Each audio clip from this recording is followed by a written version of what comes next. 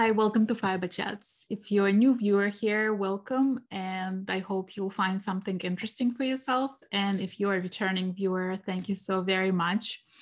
Love having you here.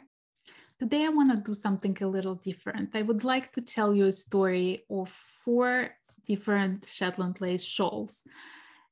And I invited 4 of my friends to help me tell that story. For those of you who's been with me for a while, you already know Monique Boonstra. She's my guest today and a dear friend of mine. And we decided to do something a little different today. We wanted to share with you a story of 4 different shawls.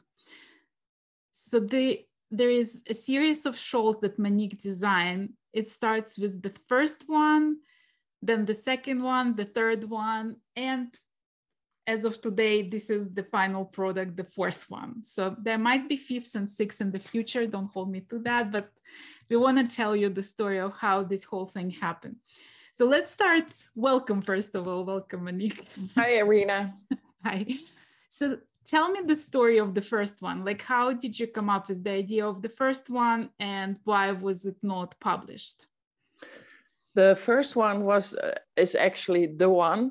And I developed that because in 2011, I heard for the first time a thing called Shetland Wool Week. And I wasn't able to go, but I decided to go the next time, if there was a next time. They weren't even sure themselves if there was going to be a next time. And I thought, as a lace knitter, I better make sure I bring something with me to show them that I was certainly capable of knitting something like that myself, as I've been starting lace pretty early when I was in my teens. And well, the market for knitting had come up here, and finer yarns were getting available. And so I decided to scout my books, Victorian Lace Today and A Gathering of Lace, and make a combination of the Queen Susan shawl, the Shetland Lace shawl in A Gathering of Lace as a square, and combine things and add my favorite pattern, the heart, in the heart of the shawl. And I set about on knitting it. And I made a square, and it was huge. And because mainly it was on rather large needles, 2.5 millimeters.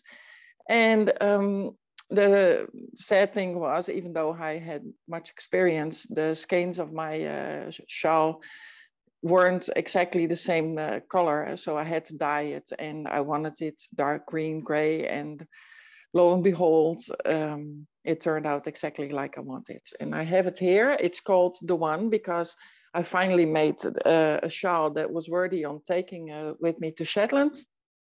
It's this one. And in the end, when I brought it, there was a lady called Misa Hay, and she was the organizer for Promote Shetland.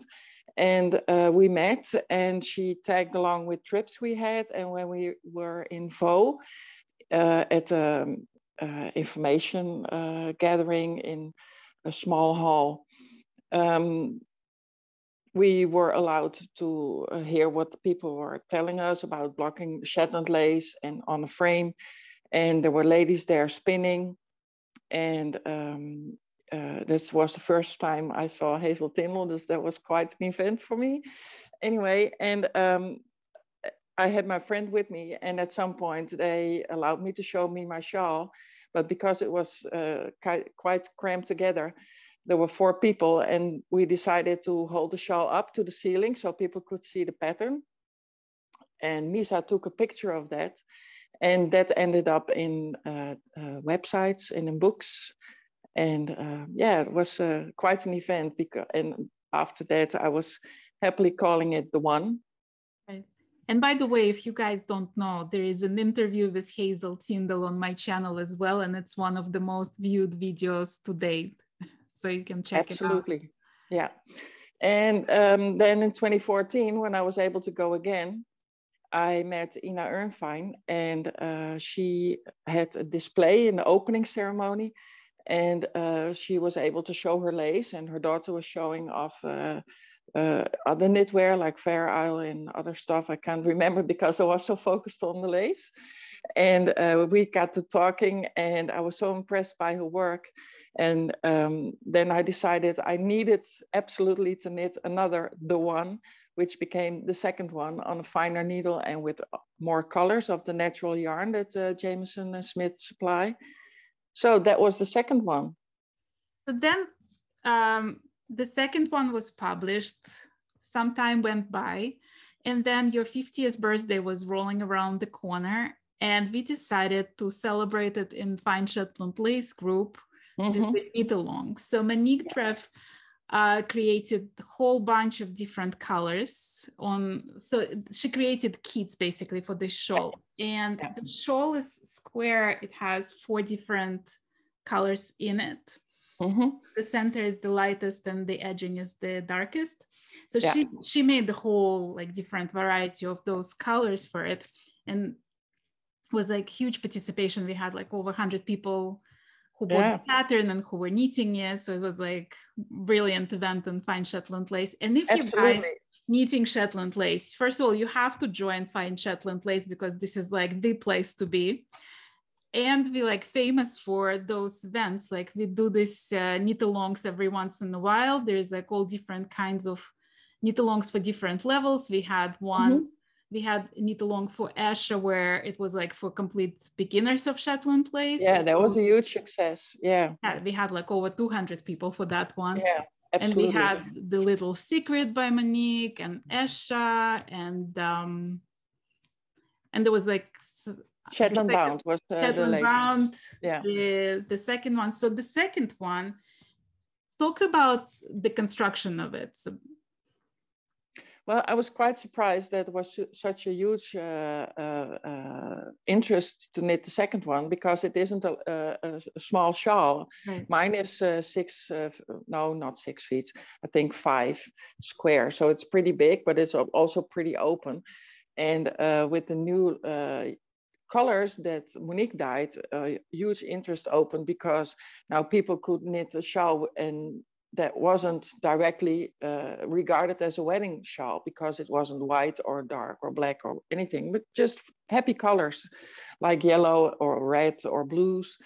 And so I decided to make the shawl a square, because I had done already a lot of rectangles in commission knits, and I hadn't had a square in my collection yet. So that was the thing I desired the most at that point. And I decided to do the shawl inwards, because that was the easiest way for me to chart. And I had observed from the online photo collection on the Shetland Museum and Archives files that most Shetland lace shawls are knitted inwards. There are rare occasions that the borders are knitted outwards, but like with the hub, that's outwards. But most fine lace are knitted inwards. So that makes charting a lot easier. And I did use the gathering of lace and Queen Susan a bit as a guideline for how to make sure that the edge is not too wide or not too narrow, and how to pick up loops, and how to make the center and then knit another one and graft it to the center, knit another side and edge and graft it to the side, and make sure that doesn't pucker in the center, because I learned very quickly that with other shawls that when you knit in another direction, the stitches behave in a completely different way for that direction. And it needs to match, because otherwise you'll pull it to pieces. Okay, so like you had the second one, right? And like, I love this shawl. I'll put the picture of this shawl also there. Yeah, you make excellent pictures with those every time. Thank you. And then you decided to design the third one. Why did you decide to continue like serious? Why not name it something else? Like, why the third one? I think because I could. It's just like famous houses of fashion have a collection.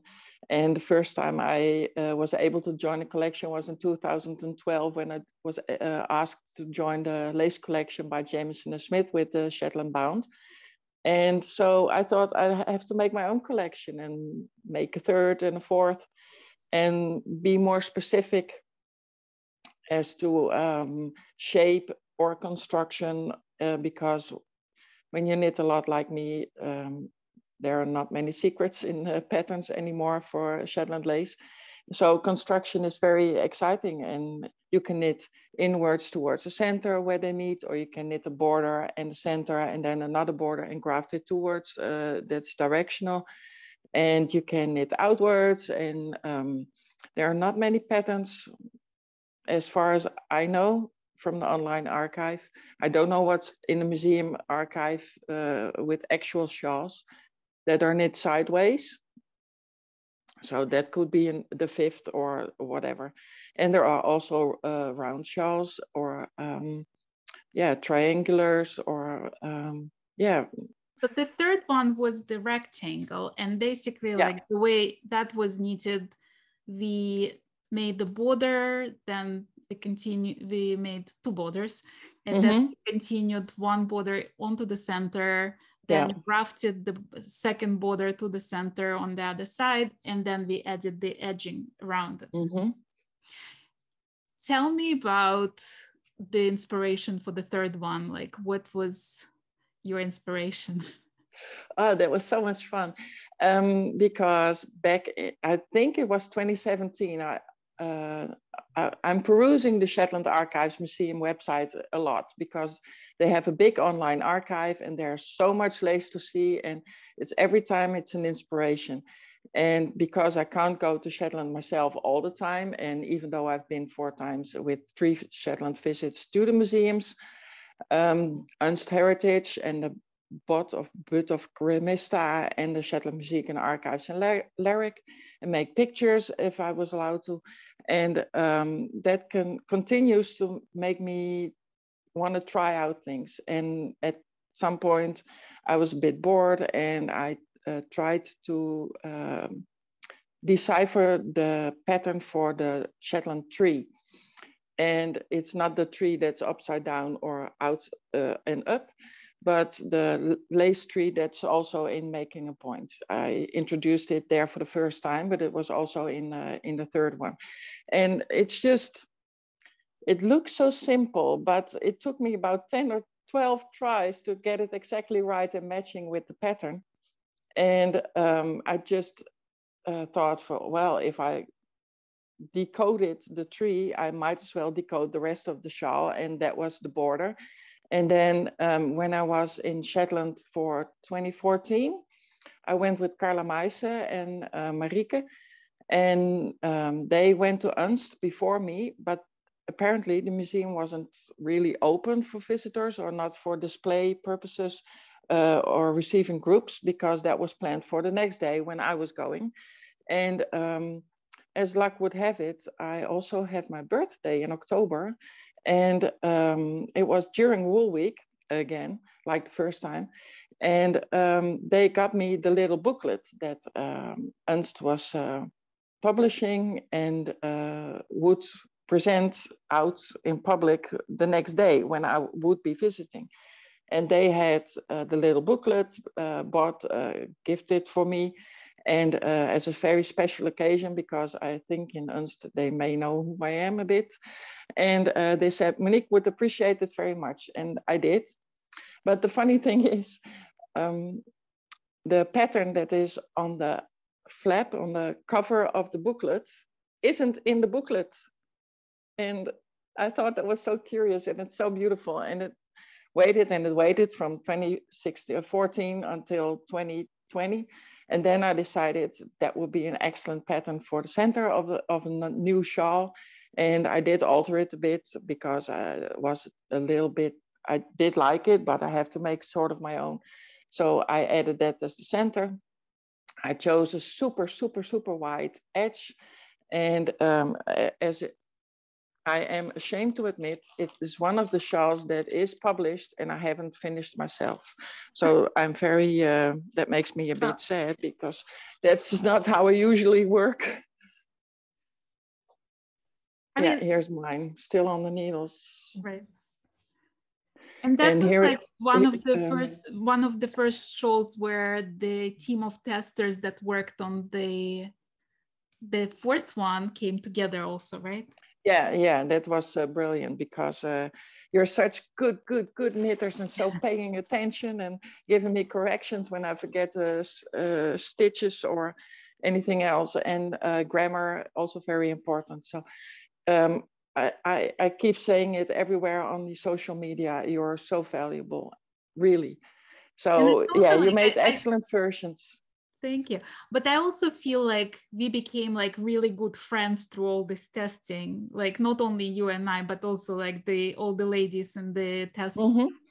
Because it's like there's a lot, like you're struggling through the same thing, you're going through the same issues and problems, and like knitting a but not only that, it's just not only that the shawl ends up in a different color or even a different size, because you're a different knitter than I am, and your shawls always have a little bit extra in size.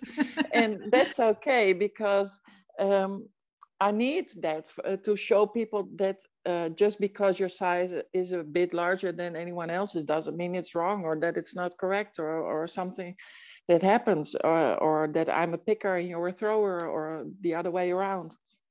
Well, it's also, I feel like it also helps people to see those shawls on different body types and different people of different height, and it also helps in that way. Exactly. So then there was the fourth one.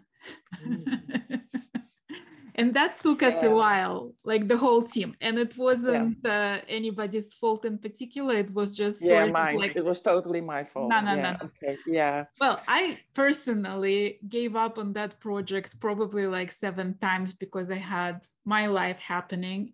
And we had COVID, I had a flood, we had like a whole bunch of issues. And it's a big show, so it's like, it's hard to commit to it, it's hard to start and like. And if I only had, I did make sort of a swatch, but I should have known better. Because I don't think any test knitter has worked so hard on any project ever than with this one. It was just, well, there's only one word for it: epic. It was epic. It just, because like I said, I had a collection. I didn't have a triangle yet. My son said he was going to get married, and I thought, well, there was a dress code, and there's nothing wrong with the dress code, but they chose red, a burgundy, and I love a lot of colors, but not burgundy. So I tried to wiggle my way out of it. It wasn't possible. So as a mother of the groom, I thought I better spoil myself with a nice and big shawl, because I'm a big person. I'm 6'2", so I need a bit of length and width to wrap myself around in. So a triangle. So I again perused the website of the Shetland Museum and Archives, and there is a Shetland triangle shawl on there with it's a triangle, and it has a little hood on it, separately knitted on. And Sharon Miller, of course, has her princess shawl and a spring shawl, those are triangles. And I cast it on 1.5 millimeter needles with heirloom knitting cash silk. And it turned out, well, I might as well say it's a kerchief, because it was just too small. So I ditched that whole pattern. It might come up later, but not for now. And I started over. And then you guys came in, and we started knitting. And at one point, Monique Drave was already done with both borders and edges. And I haven't even thought about the center yet, because like with you, life happened, Corona happened. My husband and I both had to work throughout. We didn't have any breaks. Because our jobs are essential. He's a truck driver for food and materials, and I'm working the mill, so that has to go on. So we didn't have any breaks. So while I saw other people creating, I was just work, and it was hard to. I must tell you though, like every time I see things that you create, it's almost like watching history being made. Like to me, your impact on this industry on the community is just invaluable. And I think people like you is what keeps this art alive, you know? So give yourself a little pat on the shoulder, because you most definitely deserve it. Yeah, but you know, it's I don't know what to say. I'm a big girl, but I like small things, and it's just so fine and to take your mind off stress and to knit fine lace and then actually wear it is very important. Even though for daily use or special occasions, I'm well aware you can't knit a real family heirloom that's so fine that you couldn't pull it to a baby ring, for instance. But anyway, your shawls, you wear them, you pull them through rings. And yeah, my opinion is I'm 52 now, going on 53. And if it gets a hole in it, like this one, let me see, I just caught it. It's like shawls and hats and sweaters. You get a hole and you make a new one. The sweater I'm wearing now has holes in it too because the moths got to it. And of course, it's the last corner I pick. No, yeah, here, see? Right. Yarn snapped. Okay, that can happen. I don't mind.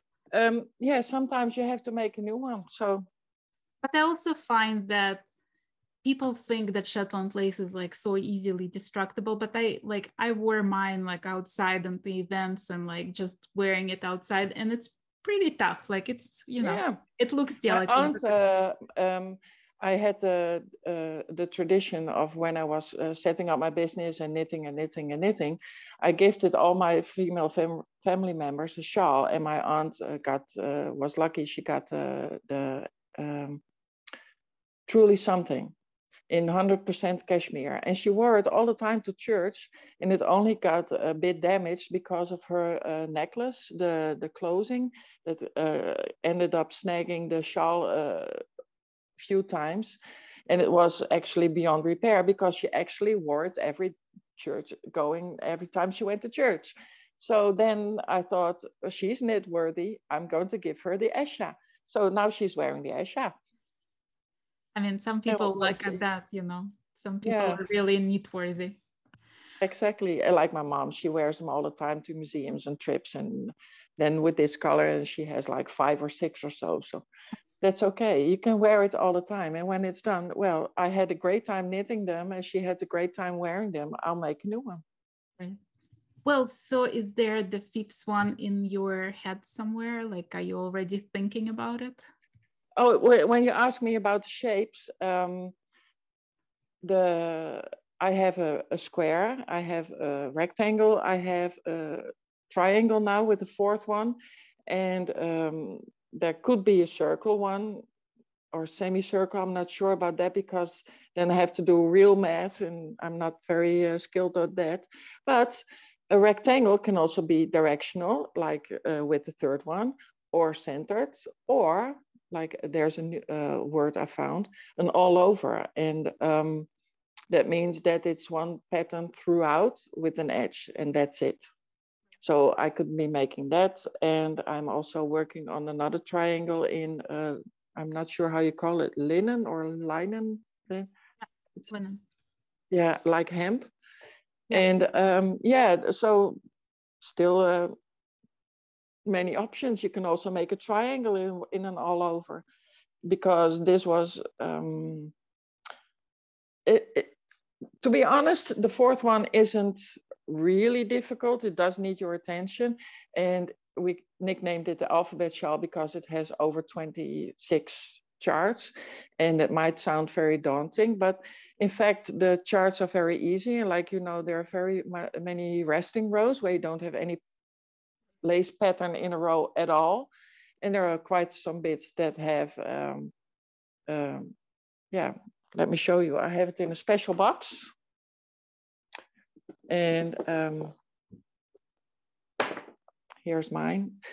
I can't get the color right because it's really like burgundy. Red wine. It's really burgundy, and it's a bit over lighted now. But let me show you. Where is it? Oh, Of course, I'm at the wrong side. But there are bits here that are just plain stitches. So no, when I talked to Monique Dreef, I was telling her that I finished the second border. She was like way ahead of me, and I was like, oh my God, now I have to deal with this, the middle. And she said, well, you know, middle is like you'll fly through it like it's piece of cake in comparison to the borders. So yeah, you know, I made rookie mistake of shifting the pattern, which resulted in the chart from A to S, but it's mainly because because it shifts and the repeat is about 50 rows. So you can get another 50 rows shifted, just 12 stitches, 7 stitches, not by very much. But once you get the hang of it, because you start small and you only increase 1 stitch each row, you gradually get sucked in. And then by the time you get scared, it's in your head, or you can, it's not that difficult anymore. I do recommend stitch markers, and it's with this one, it's a bit hard to put in lifelines because the stitches are on both needles all the time. Right. And I mean, I think like actually the lifeline saved me, and you know me well enough, like I don't do lifelines. I'm the me neither. Haven't used one in this at all. I did actually. I put the lifelines right before I started the middle. And there was a moment when I was very grateful for that, when I managed to drop like half of that one needle. So it was very easy to pick it back up. And like nothing happened, you know. So okay, yeah. Remember, you working with 1.75 millimeter needles, right? So it's a bit more difficult to pick them up with a smaller needle size if you're already at that size. So. Well, you know, I'm here for the remainder of this collection, so I'll be right there next to you side by side. Congratulations on the completion of this project. And thank you. You know, I think it's incredible work, and I think you should be extremely proud of your achievement with this shawl. Yeah, I am. Yeah, it was quite an adventure, this one. Second guest today is Monique Drave, and Monique is a former Fiberchats star. You can find her interview on my channel. 2.5 years ago, we decided to organize a knit-along to celebrate Monique Boonstra's 50th birthday in Fine Shetland Lace group. And so for that knit-along, it was the second one. So the second one is a square shawl, and it's basically knitted from the outside in. And there is 4 different colors in it. So if you look carefully, you can see like the edging is a little darker than the border. Then there is second color of the border, and then the lightest is the center. Yes, I stuck to the original color scheme, right, which is all natural colors. Right. Which is Shetland black on the outside, then gray, then fawn, and then the natural white. So I did use that gradient, but only, well, as you showed, in different colors. And also because you've made a lot of sets of colors for that knit-alongs. Do you remember how many? Do you know that off the top of your head? Excellent question. I think there are about 8 different colorways, and they were dyed in three bases. Right. So on natural white, on fawn, and on gray. Right. So, I mean, we did this knit-along in Fine Shetland Lace group, and we had probably like over 100 participants in that knit-along. And so there was like this gorgeous rainbow of colors basically in the group, because everybody got their kits from you. So we had like all the burgundies and like purples and blues and grays and yellows and blacks, so that was the second one. Then you and I were one of the testers for the third one. So this is the third one, and that's your third one. And you also did kits for that shawl as well, right? Yep. Sorry, I didn't exactly do kits, But I made it clear, if you want to knit that one, I made it in Lofty Lace, my yarn, my star yarn at the time, which is fortunately discontinued. So the 2-ply is no longer available. The 3-ply is, but it's a bit thicker. Right. So I had to replace this yarn with something else, and my supplier came up with this one. It's called Tweedy Lace. It's the same length, so it's all 1500 meters on 100 grams. But as you can see, the base isn't exactly white, Right. but it gives spectacular colors. Oh my God, I that's don't know so if you can pretty. see it. Yeah, that's just these are the tulip colors that I dyed because, well, I had spring in my head. Right. I already sold 2, so that's okay. But it's a lovely, it's merino that's recycled from the clothing industry, so straight from the weavers, and all leftover fluffs from the factory are put together into this yarn. It's really soft, it's really airy, and it's also got 10% of tencel in it for some strength. But that's why it's got a bit of a tweedy effect. I am totally in love with it. So this And is because like one skein is enough for the whole shawl, for this, for the no, third you one. need 2 for the third one. Okay. And we just finished, you and I and 2 other testers, we just finished the largest shawl of the series called the 4th one. Yeah. Yoo-hoo. So the 4th one is a triangular shawl. So there is 2 borders knitted. So first the edging and then the borders, and then the center is being knitted off the 2 different needles. I don't know if you can see it, but it's quite big. Generously sized shawl. Yeah, and it weighs next to nothing. Right. And you have a special yarn for that one as well. This is the ultrafine merino, and the itchiness of wool is often put on labels in micron. So the higher the micron count, the more scratchy, more hard it will feel. So this is a micron count of 13.5, which is in the same category as cashmere. Ask Debbie, she loves it too. So this is an ultrafine, but it's also, the yarn itself is ultrafine. So this is almost 3 kilometers on 100 gram skein. So I used 95 grams for this one. If you need use a somewhat smaller needle, then the size will be a bit smaller. The lace will be a bit denser, and you'll have more than enough yarn to make one. Right. Even for you. So for those of you who are not familiar with Bizet, even for me, I'm like notoriously very loose knitter. So even though I knitted this shawl on smaller needles than everybody else, my size is probably one of the larger ones eventually, or at least as large as yours. Yeah. Mine is 3.5 meters across. Right. No, it's a large shawl. It's like very generously sized.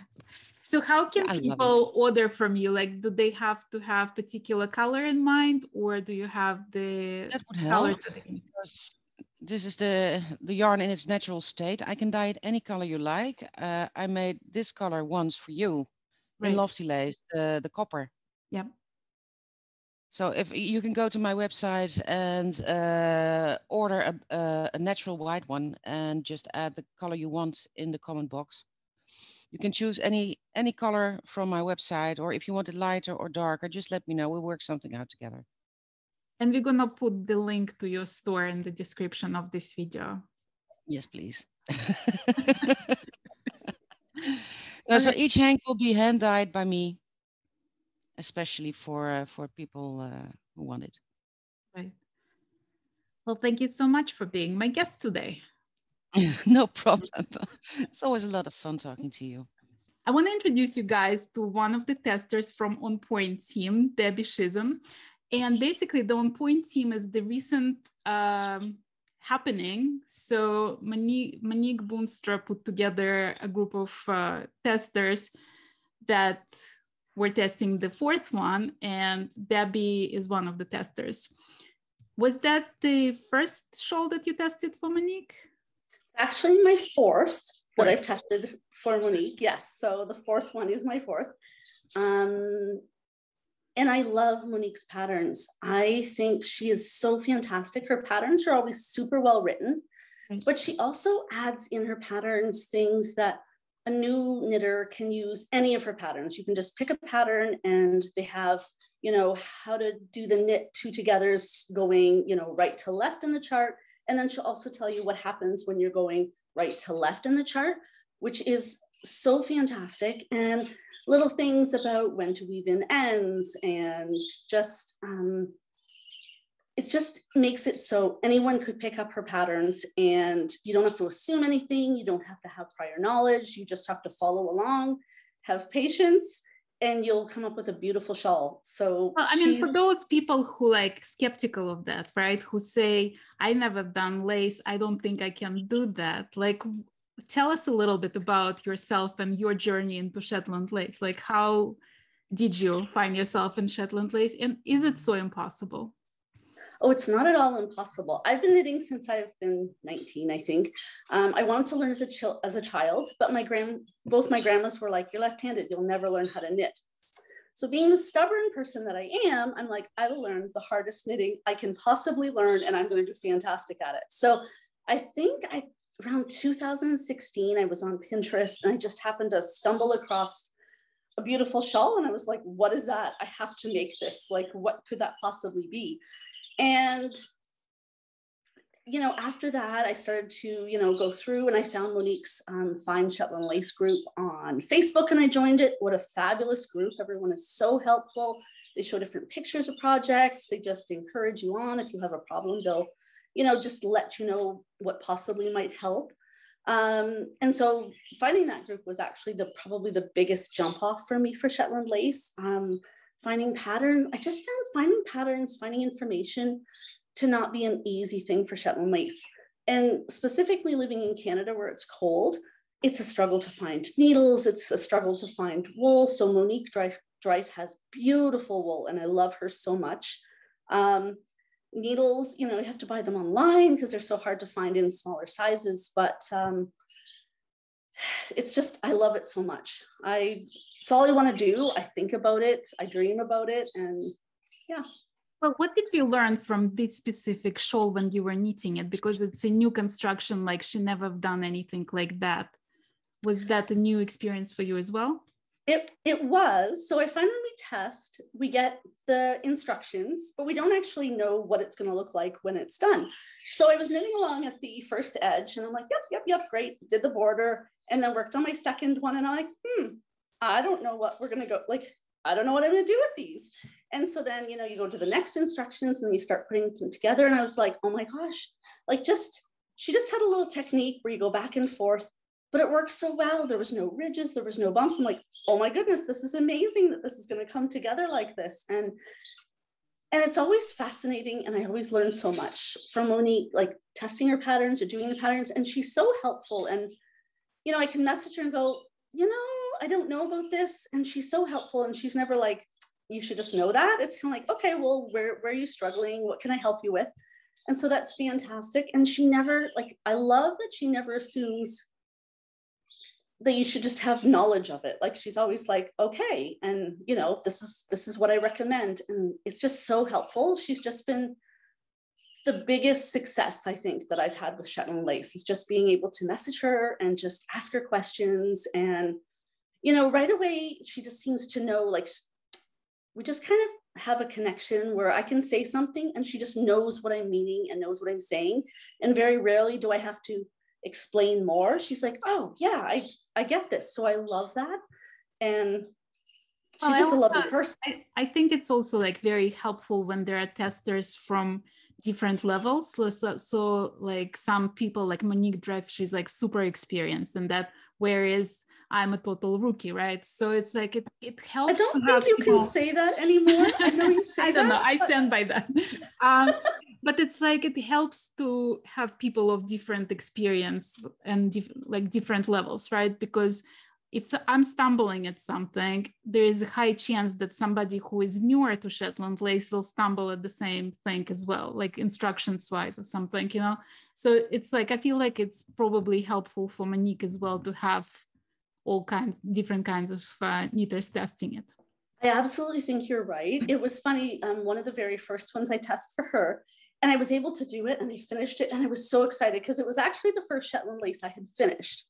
And so it was like, oh, I finished it. It's wonderful. And so I said to her, like, if I can do this, there is not a person in the world that can knit at all that couldn't do this. Like, the pattern reads beautifully, and you just follow along, trust the instructions, and you'll have a beautiful shawl. So yes, definitely. I remember like one time when I was knitting Glide, and it's like my favorite, one of my favorite, like very favorite designs by Monique.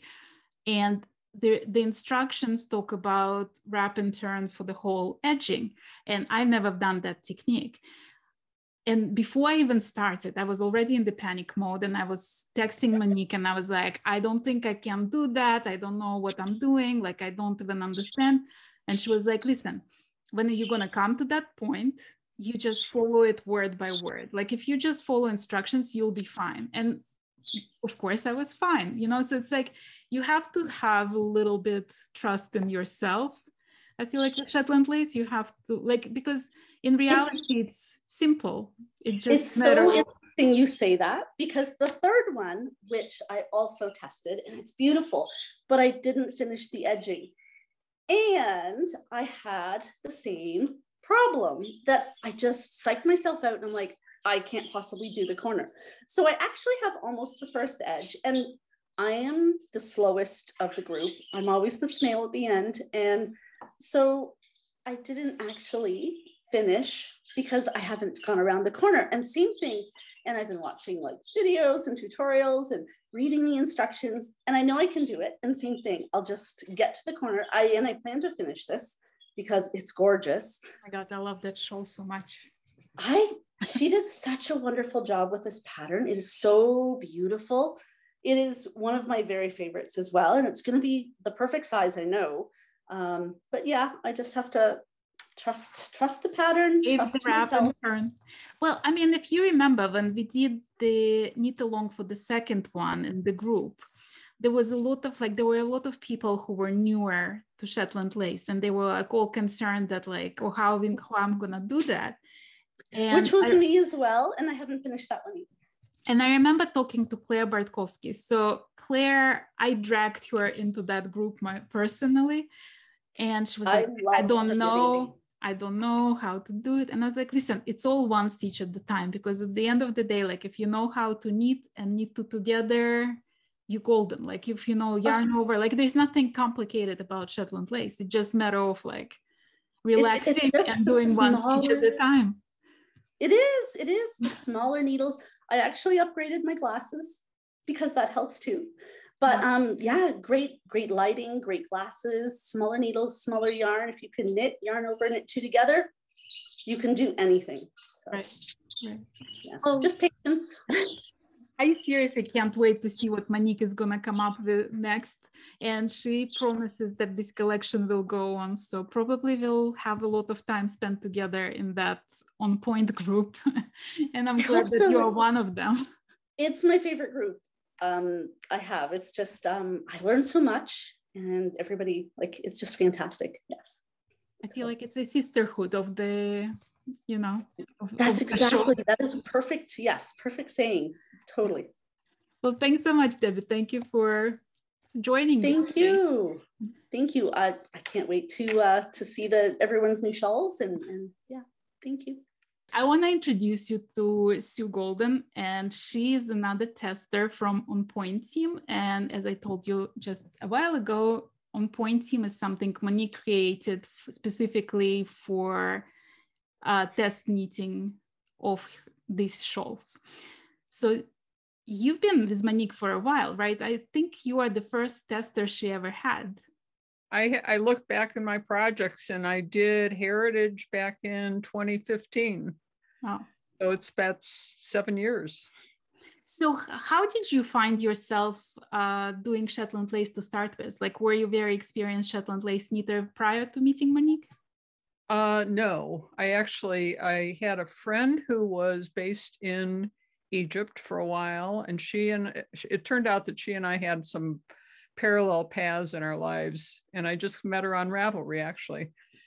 And she did lace, so I had to try it, of course.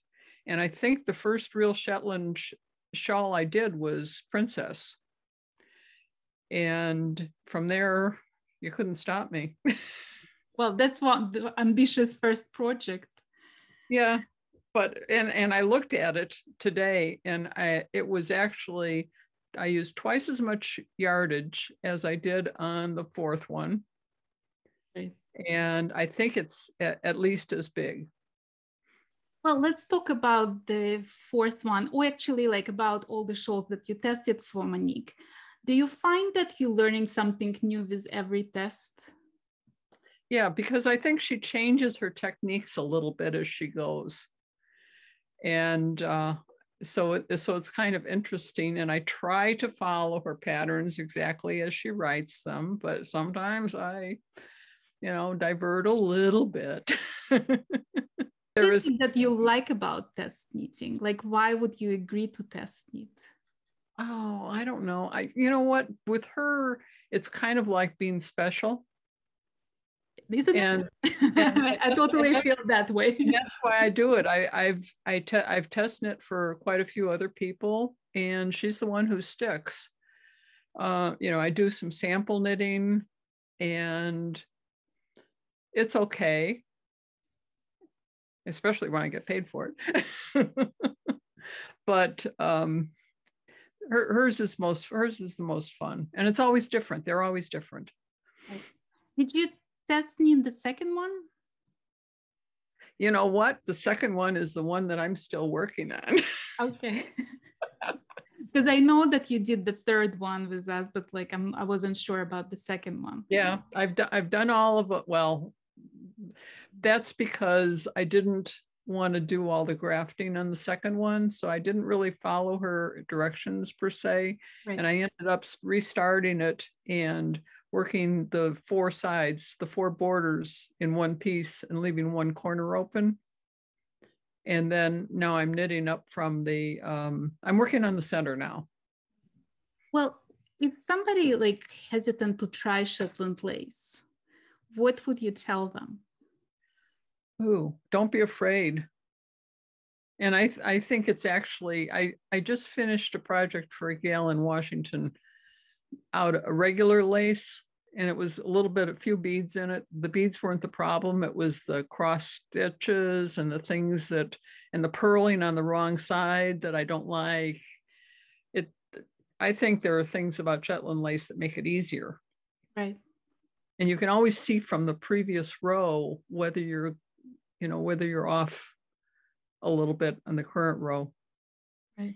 I remember like knitting Love Dark, and it was one of the first projects I've done. And I didn't know if the mistakes were in the pattern, if I was making mistakes. Like I knew something doesn't work, but like I couldn't figure out if it's my mistake or the pattern's mistake. And I remember talking to one of the group members from Fine Shetland Lace, and I was asking her, I was like, is that my mistake? Is it? And I think that was like the 20th time I asked that question. And she told me, just learn to read lace, just read your lace. And I feel like this is what you learned with Shetland Lace, because it's almost immediate. You see that something is not working. The patterns are very seldom wrong. Right. Being part of this On Point team, do you feel like it helps like to be among other testers and to be able to communicate and to ask questions, not just of Monique, but like of the other people who are on that team? I think it's a good thing.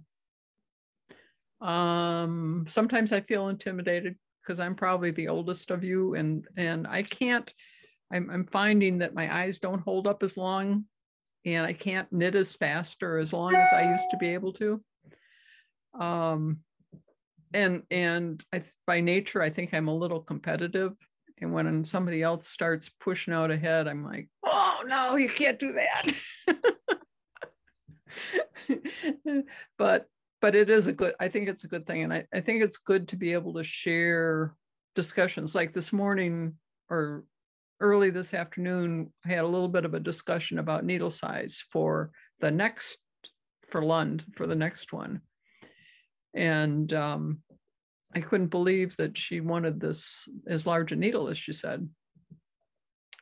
But everybody said, oh yeah. Well, I know I'm going a size smaller if I'm doing that because I did because I'm using the 1-ply and I guess I knit a little looser than everybody else. Me too. I'm a woman of loose knitting, apparently. I didn't even realize that until, I start testing all the shawls and then we figured it out together. I like them a slightly firmer, not quite as loose as some of them are. Right. Well, what did you learn? What do you think you learned being a test knitter for Shetland Lace shawls in comparison to being test knitter for anybody else? Like, what's different for you? Oh boy. I think just what you said earlier about reading the pattern and keeping track of where you are. I use a ton of stitch markers just because if I find a problem quick, I'm a lot better off than trying to pick back and redo things. Right. When people ask you, like, when they see your work and they tell you, oh, it's impossible, like I could never do that, like it's so way above my skill level, what's your response? I try to encourage them to try it. I've got a little group that gets together and knits here every Thursday. And I'm always showing them what I'm working on. And they're always like, oh, we could never do that. And I'm like, oh, yes, you could. And they do some fantastic stuff themselves. So I try to encourage it, but I really, you don't want to force people into something either because you don't want to spoil it for them. But I find that like Shetland Lace is actually more doable than people think. Like it looks more intimidating than it is in reality. And I remember dragging a friend of mine, Jack Strabel, from Instagram. And I said, listen, join me, like I'll knit with you. And if needed, I'll be on Zoom with you like every step of the way. And I'll hold your hand through that. Right. And he knitted like no problem this black Shetland Lace cobweb. Yeah. Like completely unstoppable, So I feel like it has the reputation of something impossible, but in reality, it's all just being patient with it. Part of it too is living where I live in rural Maine. It's not exactly lace territory. Right. And we have it's called Belfast Fiber Arts, and it's a shop that resells things made by Maine artisans. So I sell some of my stuff there, and I've sold a few lace shawls, but not the Shetland Lace yet. Right. Well, it's hard to price that because it's how many hours it takes to finish it. Oh, I know. And I definitely don't get it by the hour. Right. But by the same token, I've been donating a ton of things for various fundraisers. So I might as well try selling, even if I sell it for less, it's still something for me. Well, I'm so glad you agreed to be on this Zoom call and talk about the team and the testing of the fourth one. And I'm so excited about its release and, can't wait to see what Monique is going to create next. And I know you and I will chat on that. Yeah. No, I'm really looking forward to Osborne. That intrigues me because I like the traditional, and I'm going to Shetland this fall. So I'm really excited about that. Well, please take pictures and please share. I'd love to see it. I will. Well, thank you for doing this. Thank you. I want to thank you for joining me today and for sticking with me till the end of this video. All these shawls are now available on Ravelry. I'll put the link under this video. And if you enjoyed this video, please consider putting a like, writing me a comment about which shawl you like the most. and just say hi, please consider subscribing. Thank you so much for watching. Bye.